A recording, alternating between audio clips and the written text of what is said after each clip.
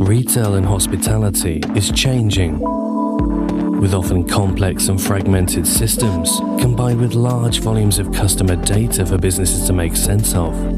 It's critical to work with the right partners in order to guarantee success. At Tratec Consulting, we help retail and hospitality businesses transform their technology, removing overly bloated processes and creating unified and efficient systems of working throughout. So don't just take our word for it.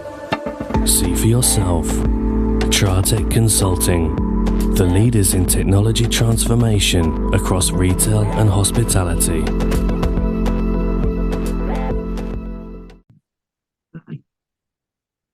Hello, good evening, and welcome to the All Things Borough podcast, the official podcast for Farnborough Football Club, and sponsored by Tratec Consulting. Good evening, everybody on YouTube. Thanks for watching us on YouTube.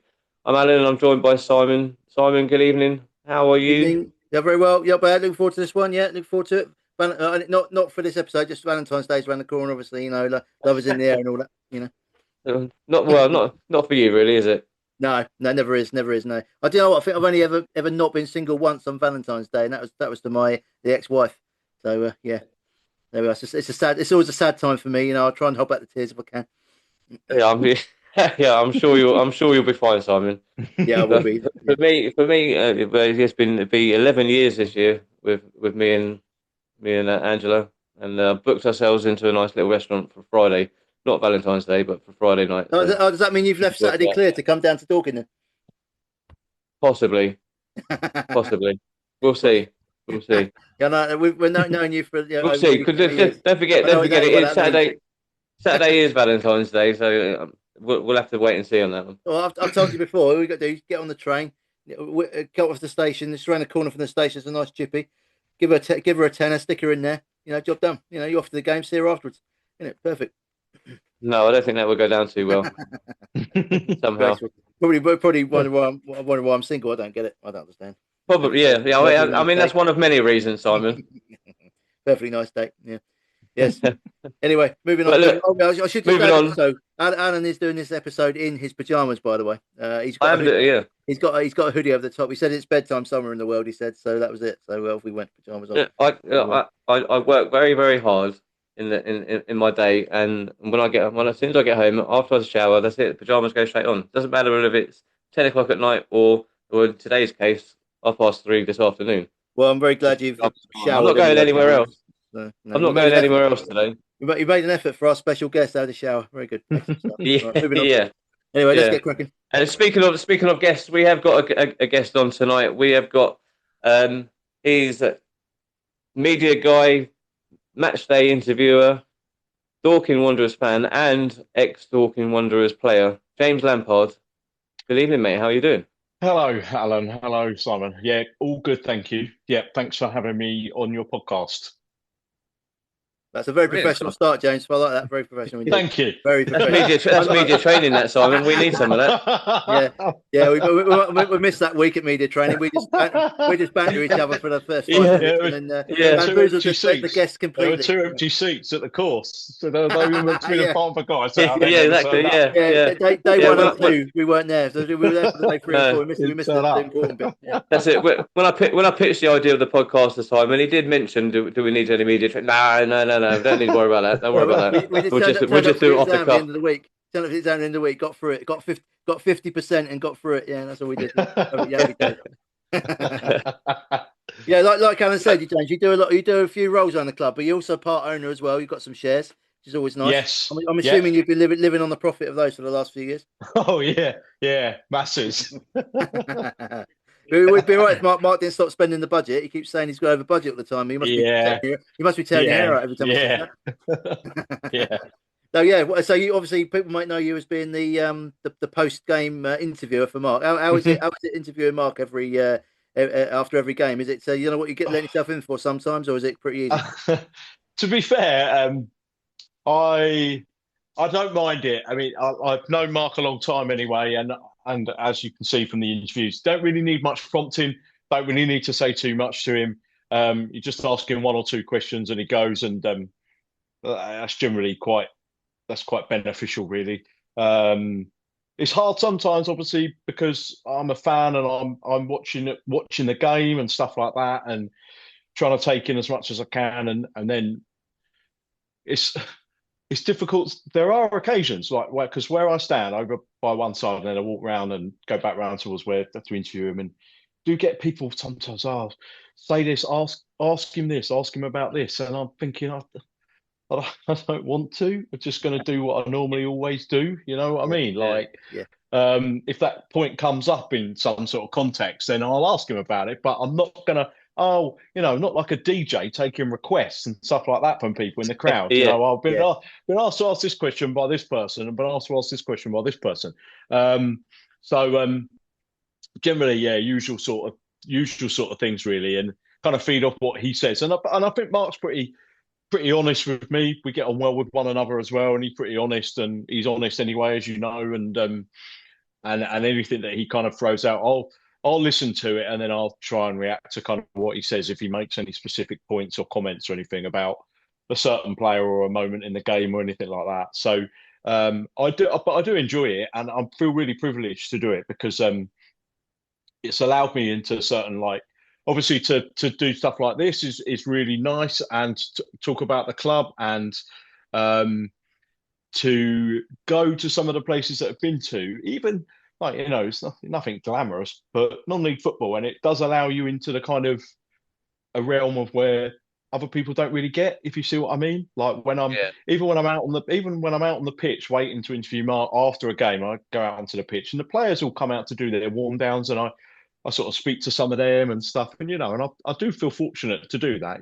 Somebody, these lads, and I've even had a few, like, obviously ex-players and stuff like that, and even there was when we played Worthing, not the most recent game, but when we played Worthing last year, I remember talking to one of their players. They've got that Spanish midfielder, Adoy Sorondo, and he was talking to me for ages. And when we played him again this year, he came and spoke to me, and the goalkeeper that they had at the time as well, Chris Hay, who then went to Chelmsford, he was chatting to me as well, saying, "Oh, I like your interviews and stuff." And so it's quite nice, really. And I never take that sort of thing for granted, and to be in that kind of where you sometimes go to grounds and you go to play against other teams, and people there know who you are, recognise you, and have a chat and stuff as well. So I'd never sort of take it for granted. I've been really fortunate to be able to do that and get put onto the media list for the away games and stuff like that. And so I'm more than happy to keep doing it, and I know that what comes with it. And there are occasions where, especially an evening game, and it's away, I get home quite late and stuff like that. Not so much in the south, but certainly when we're in the National League. But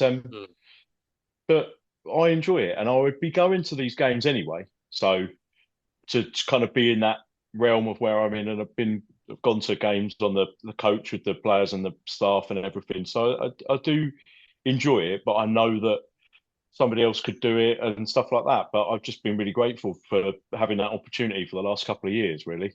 Yeah, I agree with you, James, what you said, because I think, personally, I think you do quite well to get as many questions as you do, because Mark likes to talk, doesn't he? So you get a word in edgeways with him, it's pretty good going.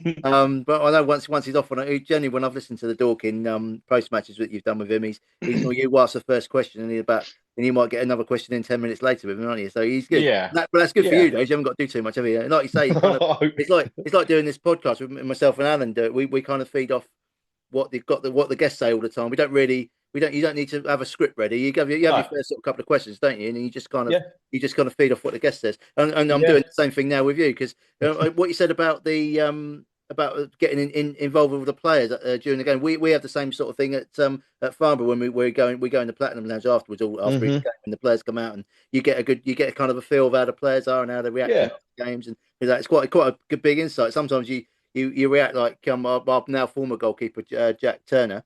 He'd always come in and have a drink, and you could kind of tell his reaction after a game if he was happy or not, or some things had gone wrong. And he'd always have a chat. You know what I mean? So that's And also in those situations, they're more likely to talk and be a bit more honest with you as well, with certain things, especially like when you lose, and they're a bit more honest about about how the game went, rather than doing it in front of a camera and Yeah, where they yeah, have to say absolutely. certain things and It's like they're told to be a what I said, certain they're way. kind of like doing it as raw. It's quite raw for them already. So sometimes Yeah, they'll say something before yeah, maybe if they did it 2 days later, they think, oh, perhaps I won't say that, so I don't want to say the wrong Yeah, thing. But then you get that kind of reaction, yeah, don't you? Did you find the same with the players you speak to as well after the game? It's yeah, generally emotions are high, aren't they? yeah. Sometimes, what I think is what I like about our club is that my wife goes and watches as well, and my kids and stuff, and we want them, we want our clubs to succeed. You probably feel the same as well because they're all such nice people. You don't yeah, want to see them struggling. Like every one of them, when they come in before a game, will say hello to my wife, say hello to the kids, and always afterwards as well. And they're just such nice people. There's no egos or anything, and you just want them to do well because they're all really decent yeah, blokes that play for the yeah, club and stuff. And and so yeah, you do get the honesty and everything, but I think you also get like that kind of mutual respect almost as well, where they know you're going home and away all over the country to watch them and things like that as well. So there's that kind of mutual kind of we're not gonna we're not gonna just bypass. We're gonna say hello to James and say hello to his missus and stuff because they go everywhere, watch us, any weathers and stuff like that, going all over the country to follow the team as well. So I think it kind of gets, and not just me, but a lot of the supporters that do the same as well. You get that kind of like there is that connection between the fans and the players, and that's why non-league football is so good, really. Yeah, definitely yeah. right. Yeah, No, you exactly. definitely. We see it as a kind of We go Premier League. You basically in the stand. You just one of the many thousands. Whereas in Hmm. a non-league club, you're right next to the pitch and you're close to them. You can almost like feel and sweat. I went to obviously our game got cancelled Saturday, so I went to Bracknell and I was Uh-huh. speaking to Joe Grant and Jack Mazzone. And they were warming up because they were on the bench. And I did have a chat with him, and Joe Grant was on the bench. And the basic feel I got from him, I said, "Why are you on the bench, Joe?" And he was like, "Oh, manager didn't pick me, I don't know why, blah blah blah." And he just looked really unhappy, and I turned around to, I think I messaged Alan the day later, and I said, "Joe Yeah, Grant's yeah, going to leave Bracknell, he's off." And literally 2 days later, he's left and gone to Basingstoke. You kind of like get that feel, don't you? Whereas you would never get that at Premier, you'd never get that in any No, other club, would you? So no, that's what I no. mean. That's what's nice thing about it. But obviously, some of the not so nice things. Sometimes you get stuck in the elements, don't you? We've got an uncovered stand, and you get soaked. But there you go. You've got to Yeah. take the rough with the smooth, don't Yeah, yeah. We you? haven't got much covering at our ground. Yeah, so do get soaked where I sit. Yeah, exactly. Yeah, looking forward to that on Saturday. Hopefully, looking for a forecast for Saturday. Anyway, yeah, moving on to other things. Other thing, you used to play with Mark, didn't you? Yeah, When you first got involved yeah, with Dorking, yeah. yeah. A long, long time ago. Early. My brother played for Dorking Wanderers when they were first set up, and I used to go and watch, and then I went away university and stuff. Came and when I'd kind of come back to Dorking and played for a couple of other teams, and then my brother went back, and I went back as well, and play. I went and played for him as well at the same time. And obviously, Mark was manager then, as he is now, but he was playing as well then. So, yeah, good good times, and they'll never kind of obviously never really sort of like forget those times. Really, um, the club is still like that even now. Sometimes that mm. kind of that sort of like Saturday rough and ready kind of team. Yeah. Was Mark Mark's half decent Mark's as a player? Was he? Huh? What was that? Sorry, mate. Mark was half decent as a player. So he says. So he tells everybody. Yeah, yeah, he was all right. Yeah, he played left wing, left midfield. Um, yeah, he used to get his fair share of goals actually, and plenty of assists from out wide. Yeah, Still, I reckon he'd tell you still could do a job. So they say. Yeah. yeah, maybe. Yeah, Sorry, are you? Sorry, like I I've got. said, I was going to say because Mark's obviously told the story loads of times with us and with other podcasts and stuff that he's done about those early years of yeah. Dorking Wanderers and was it really sort of tough and hard going and especially like the times where you had to help build the ground the old ground that you used to play in. Was it Yeah, so tough but good fun though in those days as well though. yeah, so when we first started playing, we played on council pitches on the outskirts of Dorking, between Dorking and Reigate. There's a village, Brockham, and it's where Dorking Rugby Club play. Big field. It's predominantly rugby pitches and stuff, and there's a few football pitches there, but they're council pitches, and that was where we played. And it was a case of big old communal changing room block. Like the rugby club had a bar upstairs and everything, but we never had any interaction with them at all, really. And the football team changing rooms that used the pitches were just these ones along a corridor. Oh, you've got change room number 4 this week. There's the key on a big, like, you know, and you get the big key on a big bit of wood, and there's the other team's one and stuff. And you're in there, and there's like 8 changing rooms. They're all the same size. They're tiled floor to ceiling. That's where you're getting, and the benches all along the side. That's where you're getting changed this week. And then it was a case of like dragging the nets all the way across as well to the other side, put the nets up. If you were there early, if you turn up, so you know, oh, they've already been done. Someone's already done the nets. Oh, sorry, Gaffer. What a shame. What a shame. If only my alarm had gone off 10 minutes earlier. Put the corner flags in. It's mad, isn't it? It's like park football. You go there now, and the whole goal is like the frame of the goal is covered in bits of tape, because when you take the nets down, you just rip them out, leave the tape there. It's just covered in that electrical tape everywhere, and then metal and the pegs. Putting the pegs in the ground as well to peg the nets back and making sure there's no holes in it. So you smash a few balls in at the goal and make sure that the ball stays in the net and doesn't go flying through a hole or something. And that was what it was like. And then we moved to the other ground, West Humble, on that plot of land. And my brother and I and a few other people, we were all part of the original sort of people that went down there in our spare time and helped put that all together. And we did like the changing rooms and stuff. And it's funny, my brother's 2 boys play football, and they played football over there recently because there's kids football there and stuff.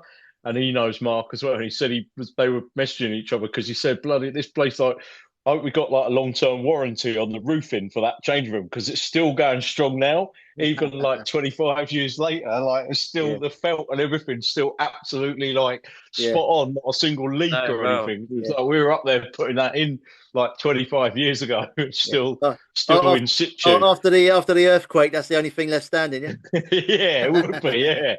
Yeah, that's it. Like the apocalypse, and West Humble's still there. But it's good that it's still getting used and by football teams and that. So there's he said it's a bit stripped back now, but basically it's just like, it's funny, everything he said, everything was just basically held together with cable ties. There was like fences all up around and stuff, but loads of kids football pitches there, and it's still being used for that. And I think long term the club would want to have that as a kind of maybe even like a base, like a training sort of base, to not necessarily train at Meadowbank or train, because they sometimes train. If you've seen any of the interviews back in the summer and stuff like that, there's a Reigate Grammar School. They've got their playing fields. They're not on the site of the school. They're outside the town, and they're actually near where I live. And they're really nice grass pitches and everything. But I think they would probably want to have somewhere where they could sort of, you know, like a lot of sort of non-league clubs have now, where you go in and it's not the ground, and you're kind of not under the all seeing eye of everybody, because if they're training at the ground, it's right in the middle of the town, and obviously, and the facilities are all open. You can just wander in there and basically just watch them training. Whereas if you're out somewhere like that, you could be out there for quite a bit of time, and then maybe get like a few other facilities on site as well, like, you know, small sort of like rehab type gym, stuff like that. But who knows? But they're always ambitious, so I'm sure those are kind of the things that they may be considering, definitely. Yeah. So it's a nice little go back in time, really, or where things started. It's actually a great story. Where I have to say we're Dorking, because they've obviously come from sort of a Saturday grassroots, proper grassroots, to where they are now. It's a real success story, I think. You know, obviously Mark's been a massive part of that as part of the club, and also as a sort of a part owner yourself, you're sort of driving that as well and seeing all the improvements. Must be nice to see it, to be fair, and how far the club's come. Despite maybe a setback a few years ago, getting relegated down, but I think that's only the only real setback you guys have had really in the last few years, isn't it? Really, so, pretty good going. As your season been going so far, in your opinion? Obviously, probably didn't start off as well as you'd hoped, or it was a bit the same last season, actually, wasn't it? Really, I suppose, but things are picking up now, though. Yeah, definitely a slow start. And then, like anything, isn't it? It's like any football at this level and any kind of you do see examples of why the teams and everything are in the National League South, because you start to build a bit of consistency and then you lose unexpectedly, Yeah, and you have those kind of setbacks, and and that's not no disrespect to the players or the management or anything like that, but you see that kind of disparity between these levels and then other levels where teams go on runs and they put big runs together and stay unbeaten for a long period of time. And we've had those in the past. We've just not had any of those consistently this season, but we definitely didn't get off to the best of starts. We drew first game of the season away at Chippenham. We drew 2-2 because our pre-season had been really good and there was loads of optimism and everything. And then we went to Chippenham first game and drew 2-2 and been 2-0 down. Take a point, yeah, that's fine. Go back home the following Saturday against Hampton and Richmond and lost 3-0. So thinking, oh no, this is an awful start now, just 2 games in. But then you start to get into the Saturdays, Tuesdays, don't you? And you can see that the stuff that's gone on behind the scenes in terms of the strength and conditioning of the players has got better. Their fitness levels have got better. Players have come back from injuries and things like that. And the squad has kind of developed through the season as well, with some additions that have come in and a few, like anything at non-league level. Not always with Dorking though, because personnel-wise, we're quite often very similar. We don't make masses of changes in the summer, and during the season, we don't go and get players for the sake of getting players, if you know what I mean. We kind of get them with with an aim in mind, or to replace a long-term injury or something. So without trying to put too much of a kibosh on it, I think we're in a pretty good spot at the moment. Home form has been really good since the Hampton game. We've not lost at home in the league. So that was first game. We lost in the FA Cup against Aldershot in a game that we should have won. But there were only 2 losses at home all season. So the home form has been really good. And when we play, not when we play you on Saturday, but when we play Hornchurch on the Tuesday after, because of the games that we've had postponed away from home, we'd have played 5 home games in a row. yeah, So we're 2 from 2 at the moment. So it's just a way that the fixtures have ended up, with Enfield and Torquay being postponed. We're going to have 5 home games in a row, which could be a massive factor just to continue building that momentum. Yeah, it's a very similar story to us actually, because obviously we played away at Maidenhead Saturday, got a good draw 2-2. And then we'll probably play Dorking yourselves on Saturday coming up. Then we've got 3 home games after that as well. So it's quite a pivotal time. I think I think most fans will look at it and think if we can get a good result at Dorking on Saturday, from our point of view, then we're going to 3 home games. It puts us in a really good positive place, because obviously our last away game as well, we drew 2-2 as well with Eastbourne. Yeah. Which on the face of it probably is a par result, but the way the game went, it was actually a really good point. Again, we were behind again, and we came back. So we've done that twice in 2 games now. So yeah, hopefully that's the way we're looking at it. Also, I think for a club like us, financially, having those home games in a row, because we haven't had a home game for a little while, quite a 5 while, weeks. and it's affecting the club financially, being part time in that. And it affects us financially, which means that we struggle to pay players' wages and stuff like that. And I'm sure it's similar for you guys at Dorking, albeit that you're a full time club, but having those home games, and you got five in a row coming up. And financially, even for you guys, it's going to be a massive help. Oh, it is massive, Alan. Absolutely, and I think that's one of the biggest differences between the National League and the National League South, and that's not to put down any of the clubs in the South and the fan bases and things like that, but you know that you don't get as many travelling supporters, and it's massive really, because those travelling fans that come to the club, that most of your home attendances will remain pretty similar throughout the season, but it will depend sometimes on who you're playing against. And I'm sure that your attendances against Dorking have probably been higher than they are when you play certain other teams. And it's weird, isn't it? And they're big things really that help you tick over. And it's the the away attendances that you really want sometimes as well, because especially at our ground, as you know, like the ground isn't wonderful, but it does certainly create a better atmosphere when there's more people there, like most grounds. And when you look down towards that away corner, you don't see very many people there. You know, it can be a bit like, oh, it's very like it's a bit flat tonight, isn't it? Yeah, because there's no kind of go to and fro between the two sets of supporters or anything like that. And that's why that's why Mark always, you know, wants our fans to go to as many away games as possible to put money into those other clubs and help those other clubs, you know, financially, because that's where so much of that money comes from, isn't it? And you know, and we were beneficiaries of that when we were in the National League, because you're getting clubs coming down selling out their allocation basically, and sometimes in some instances being like, here's 200-300 more because we know that you can sell them, and we're quite happy to have more away fans in the ground.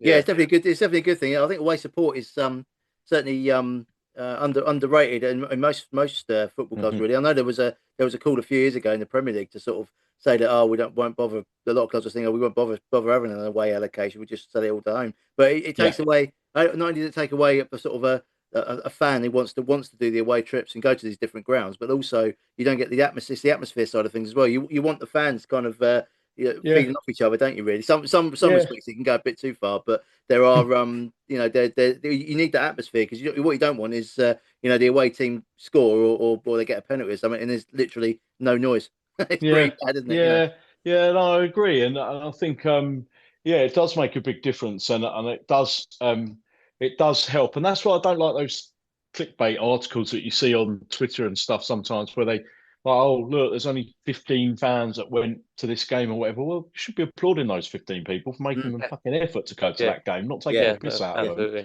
You know, because otherwise people just be like, oh, I can't be bothered now. People just take photos of us and say, look at this shit support or whatever. Well, you should be praising the people that have gone, not putting them down and thanking them and stuff like that, you know. And there's always going to be clubs that are vying for supporters from other teams around as well. As you guys would be aware, with the other clubs that are on your doorstep, and and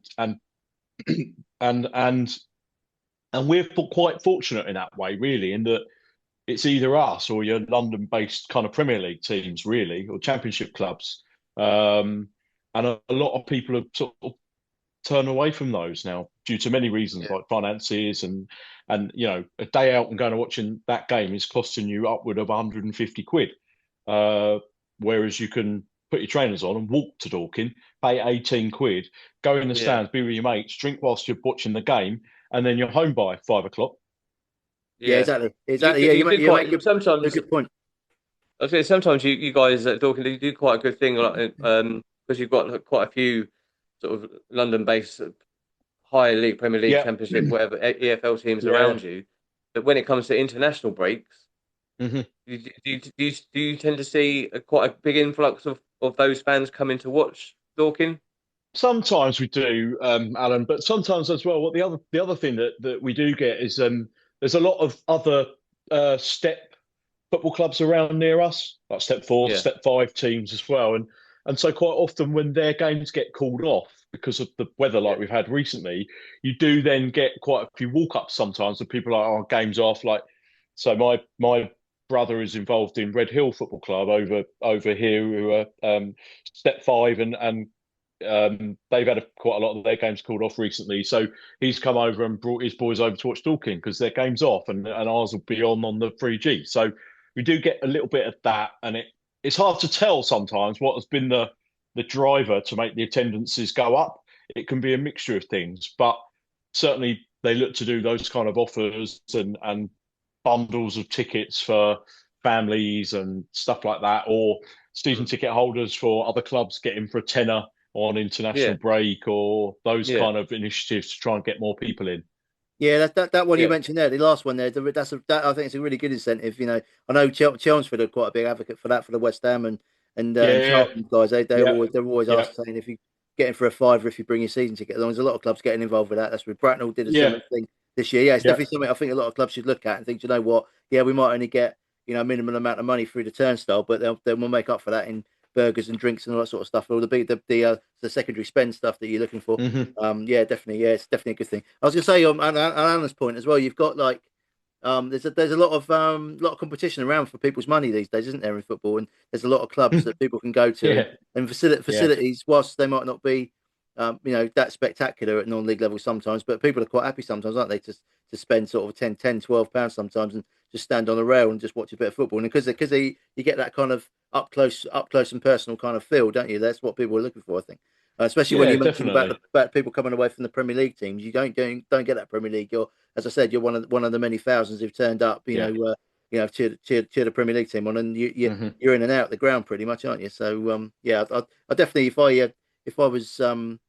I had sort of teenage or sort of 20-year-old kids, I'd be pushing them towards non-league football rather than Premier League or EFL. Yeah, I mean, is that what you get? You know? The other side as well is, which I'm sure you've noticed, James, through your time following Dorking, is that non-league football isn't like what it used to be 25 years ago. It's so much better. The standard is so much better of football that you get to watch. And it's one of the reasons why, I mean, I'm like a Spurs fan. Simon's a Chelsea fan. And we don't, obviously, we can't afford to go and watch our teams.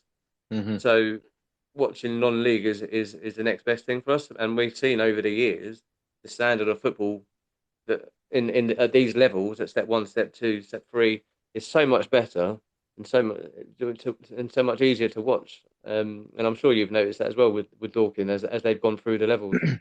Yeah, definitely. And also, there doesn't need to be, or there shouldn't be any kind of snobbery around it. Really, it's good. It's good football. It's good football to watch, and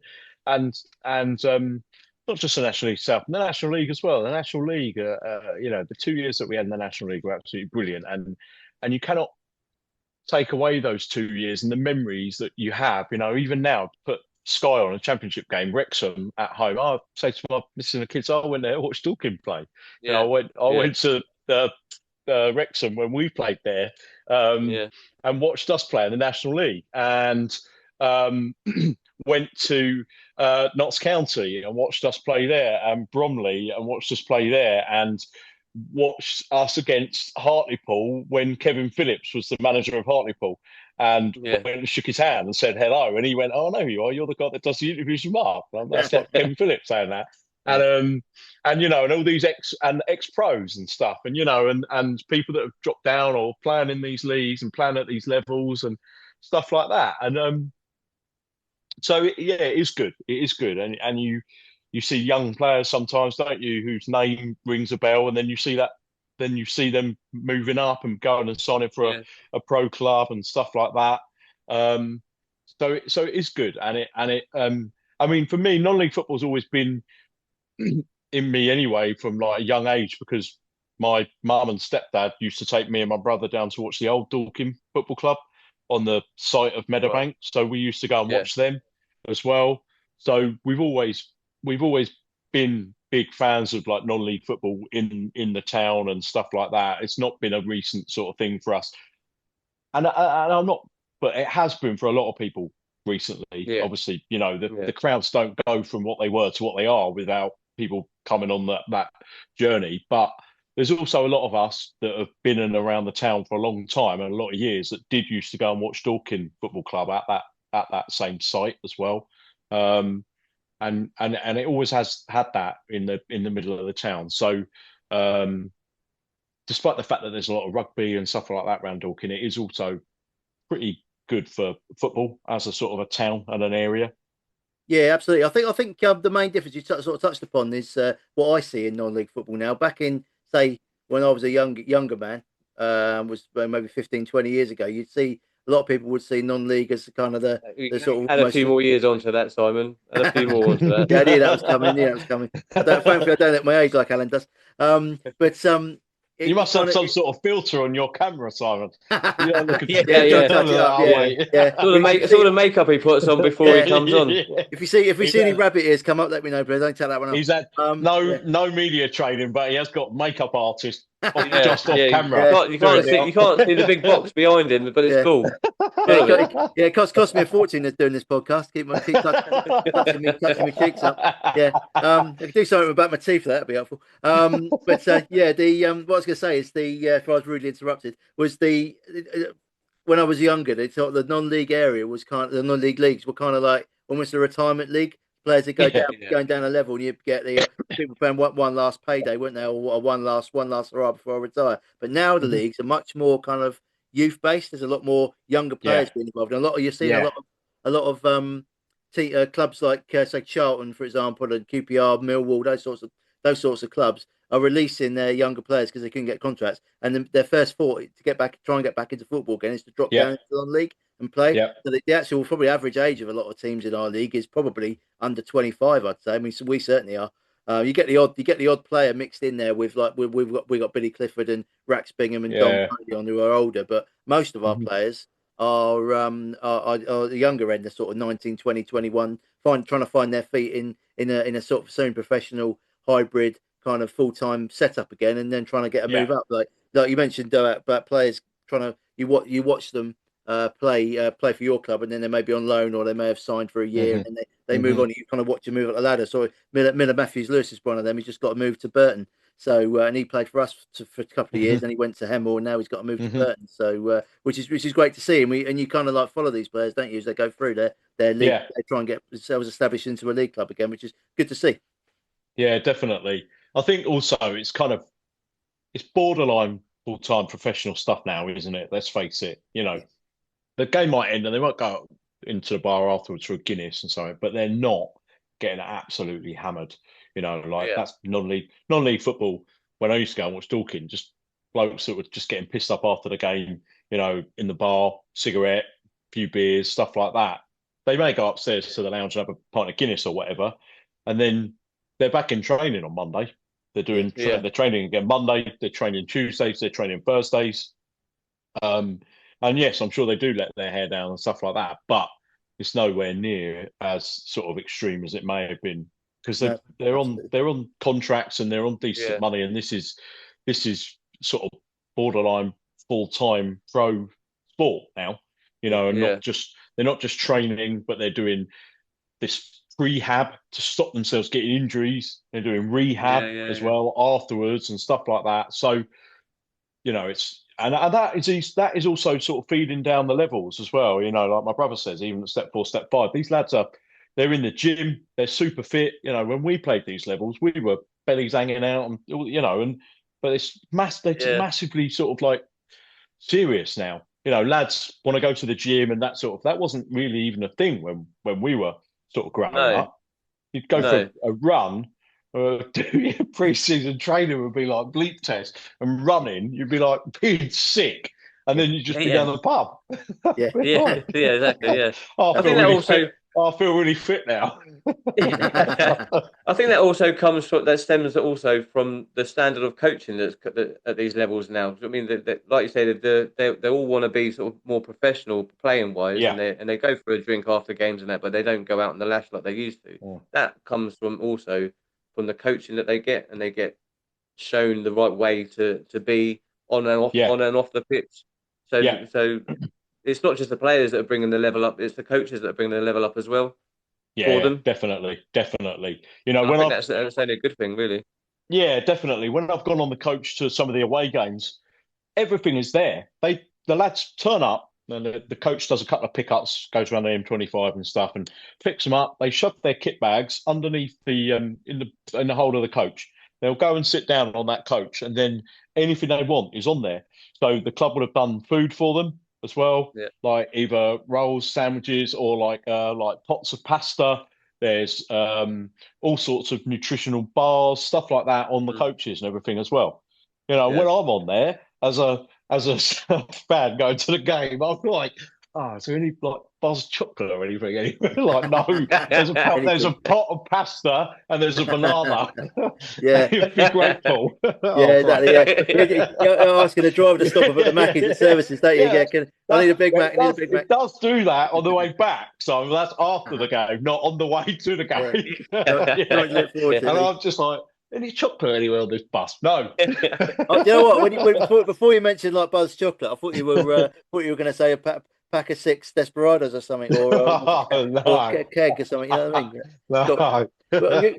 Well, talk the long journeys. I mean, were you looking forward to going down to Torquay on Saturday? Were you going to go to that one? Yeah, was going to go at one point. So the original plan was that me and my missus and the kids, we were going to go and probably stay in the same hotel as the players. They were going to be staying over on Friday into Saturday. But Yeah. so many people at the club last week, we'd gone up to the bar after the game, and so many people said, just hold off on booking that hotel room at the moment because the weather looks shit this week. Yeah. And there's every chance it might not be on. So we played it by ear throughout the week. It got later and later. We're like, there's going to be a pitch inspection. I'm not convinced this is going to be on. There's a Torquay fan that I have kind of spoken to, does that Torquay talk and all that, and messaged him, said, do you reckon the game's going to be on? He was like, no, 100% it'll be off. So we're like, okay, well, we'll leave it then. If it's on, we'll drive down Saturday morning. If it's off, obviously we'll look at when it's going to be rearranged for. So in the end, obviously, and I think both clubs were really sensible around the timing of the call of the postponement and everything, with that being on the Friday, and it gave people plenty of opportunity to do other stuff on Saturday and sort their weekends out without getting halfway down there to be finding out that it was going to be postponed or something. Yeah, we had a similar experience, didn't we, with Torquay, because we were supposed to go down there midweek, and Simon was actually in Exeter working, and again we like you, we spoke. We might have even spoke to the same Torquay Talks guy. We were talking to him, and he said like they've got the covers on and everything. Yeah. This was like the night before. They got the covers on, hoping that that would help, and obviously, but they know what the weather's doing. Do you know what I mean? Because they will see the weather apps and all that and the weather reports. So, and he was just like, yeah, I don't think he said then he was like, I don't think it's going to go. It's going to happen, and sure enough, it didn't. Yeah. And we had the one the week before, just over the week before as well. It's Enfield. It's meant to be away at Enfield on a Tuesday night, and that got called off at sort of like 3:00 in the afternoon, which again is that's perfect, good, really, because that's well before anyone would set off. That's the other thing about non-league as well. I do find that it's not only obviously they're trying to stop the players travelling, but then trying to give people enough notice, but they're thinking about the fans as well. That's really good. I mean, I know older shot who I got a bit of brickbats last season for their postponement against Halifax last season because it got called off at like 2:15, which was actually no fault of their own actually. But they called a game off there, Carlisle coming down, and they called it off like a day before, which was really good, 9:00 on the Friday, which is really good because you know, if you think it's got to be in doubt, you've got to do everything you can. You don't want fans travelling halfway down the country and having to turn around.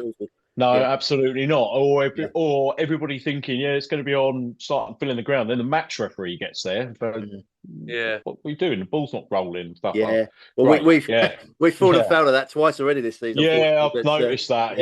I've seen that.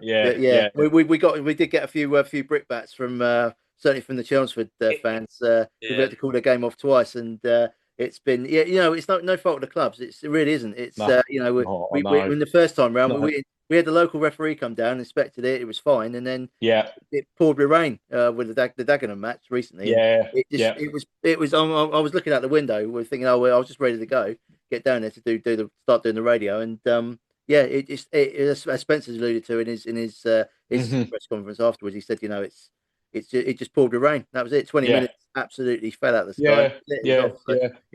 It's disappointing, but at least they put a few things on. They give them some beers and some food, etc., for the fans. It's a bit of a shame. Luckily, it was only Dagenham. It wasn't like any further. It was far enough, but on a Saturday, you don't want to be doing any M25 at all. On a Saturday, to be honest with you. But there we go. It's what it is. It is what it is. Moving on to obviously Saturday's game. We better talk about that before you go. What's your sort of outlook going forward? Is there any secrets you can let us into, or any formation changes? I don't think so. I think everyone knows how we can play anyway. Obviously, we've got a game tomorrow night, so we've got Dover at home tomorrow night.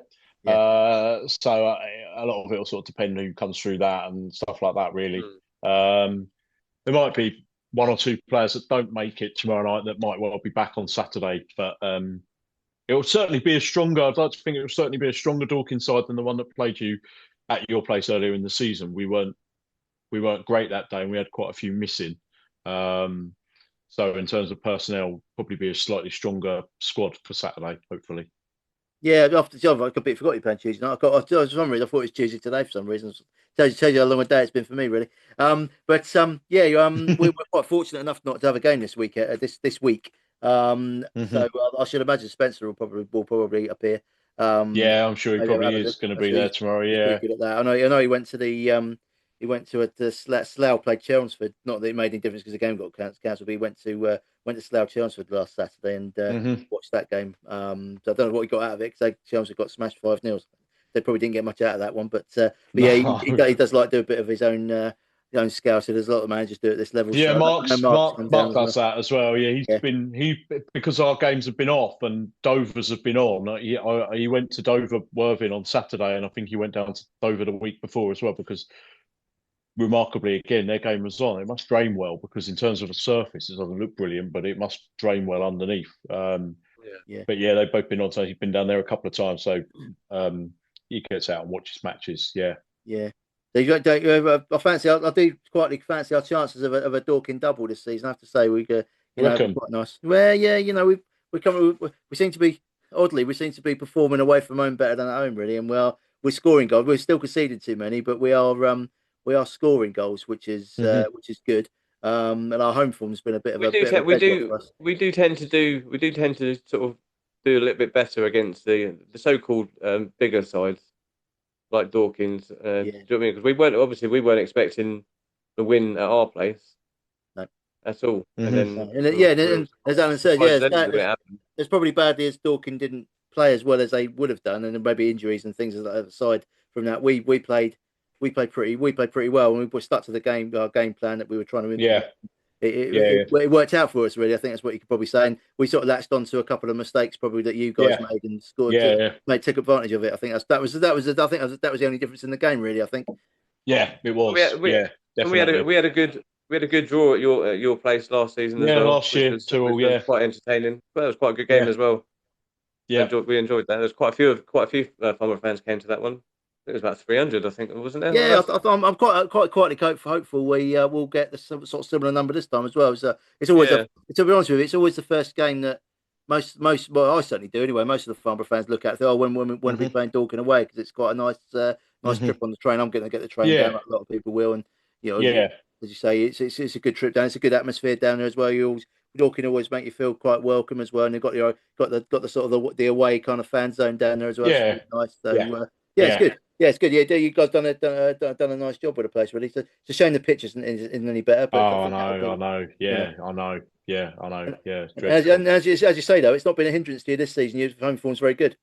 No, and also I know that people have their views on them, but our games are always on as well. Yeah, yeah, Like yeah, you look around and as much as you want grass pitches and you want those to be well maintained and everything and looked after, you know that the games on the artificial surface is always going to be on. And when our game against Torquay was off, obviously on Saturday, the only sort of saving grace was that we got these three home games, and then we've got Eastbourne and Maidstone as well, who have got 3Gs. So for the yeah, next yeah, five, at least, we're on artificial surfaces, which you know they're going to be on yeah, unless something yeah, catastrophic yeah. happens. Yeah, So it's certainly helpful from a playing point of view. So you can at least you can plan, can't you? And you don't yeah, think to yourself, "I'm doing all this work, but I'm looking at the weather, and I don't think it's going to be worth yeah. it." You Is know it what going I to mean? be on? Yeah, Yeah, exactly. Yeah, at yeah. least you can plan it. Yeah, from that point of view, that is where a good 3G does help Hmm. definitely. Yeah, well, it's a Yeah, good one. Any 3G, to be honest with you. yeah, But yeah. yeah, it's all good. What's some as a last final question before you go, James? Is there any plans for Dawkins to maybe move grounds or upgrade the pitch? I don't know. I know it's probably out of your hands. Well, Really. Sorry, affairs. I think obviously the most important thing at the moment is trying to own own the site because we Yeah, don't own it. yeah, Um, it's a sort of Surrey FA and local authority, so we need to kind of that's in the works in terms of trying to get that sorted so that we are the masters of our own destiny because we would then own that mm, site. yeah, Because I remember someone saying at one, you can the club can barely do anything down there without having to ask permission from Surrey FA and people like that. You'll see them on Saturday. You would have seen it before when you've been there. The funny signs that say don't swear, don't shout because there's residents and yeah, stuff like yeah, that. But nowhere on that paperwork does it say Dorking Wanderers. It's just Surrey FA. yeah, It's nothing to yeah, do with the club. Um, all the sort of like the logos and everything, all the sign writing and everything is Surrey FA rather than Dorking Wanderers FC.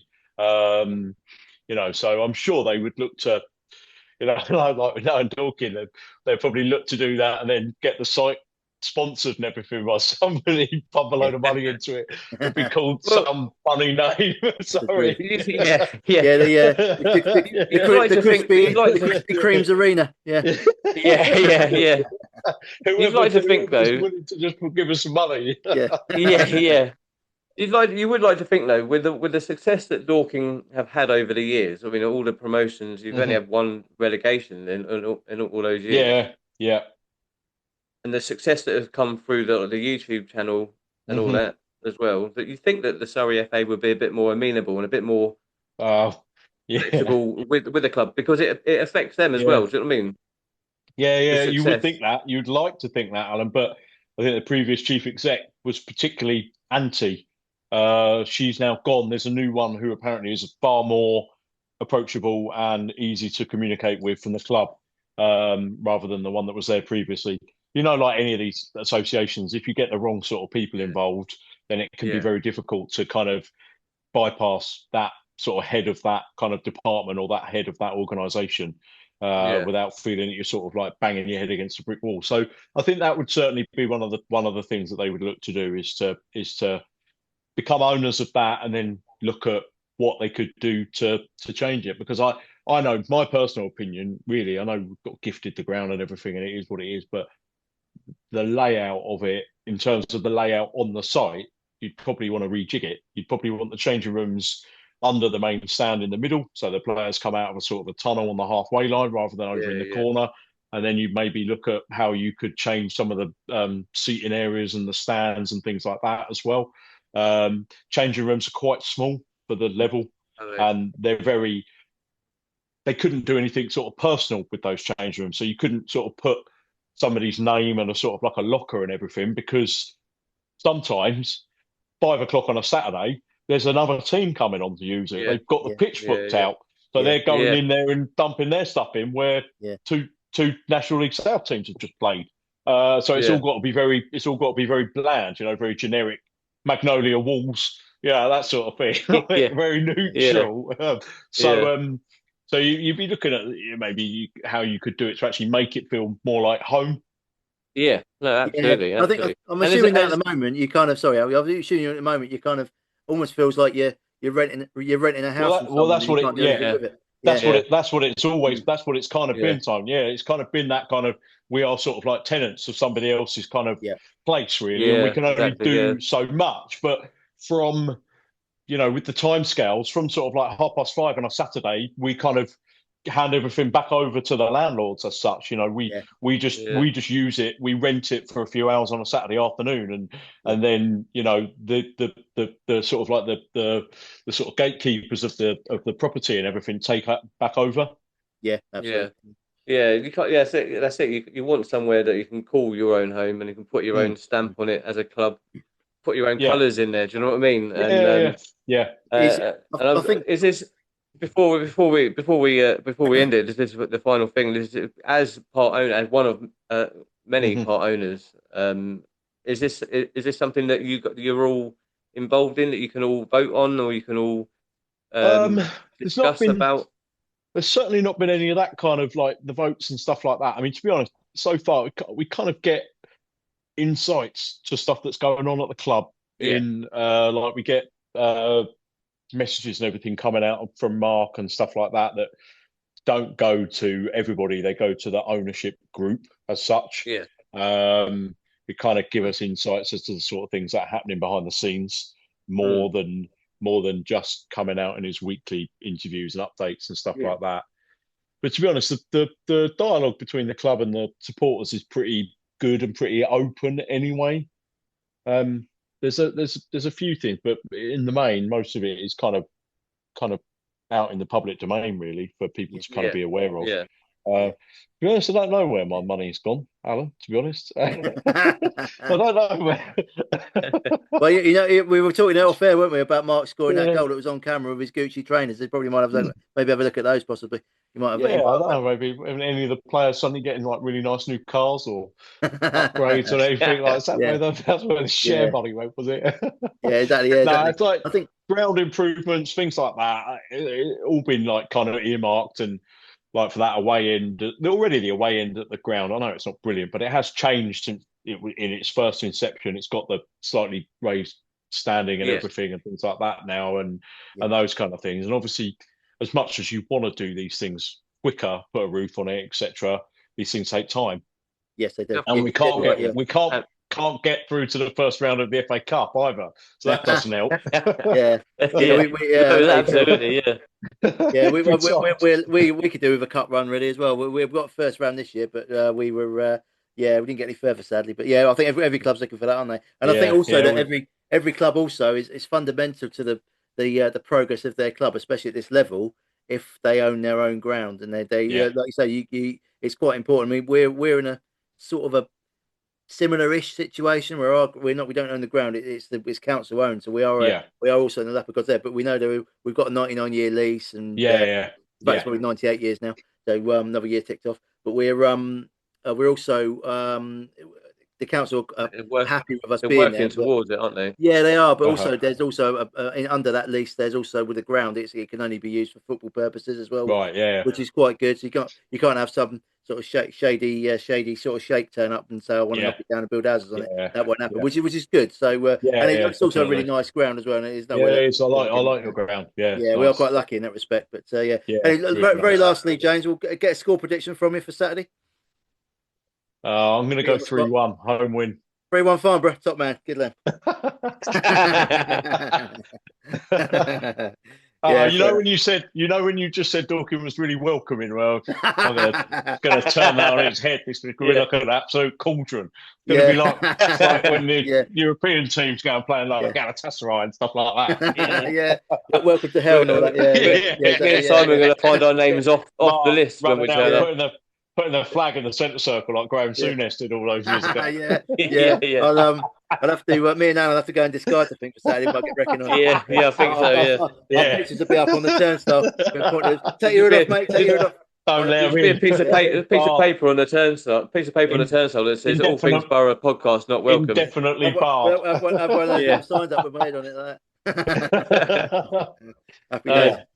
James, it's been great chatting with you. Great getting to know your history with the club as well, as well as the club in general. Don't go away. We'll have a little chat when we come off air.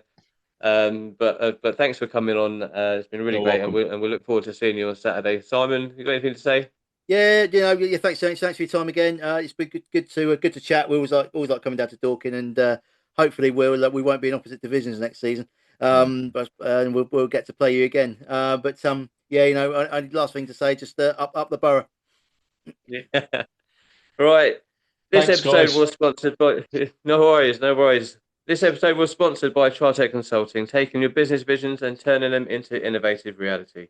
For more information, visit chartecconsulting.co.uk. Thanks again to everybody for watching us on YouTube. Hope you enjoyed tonight's episode.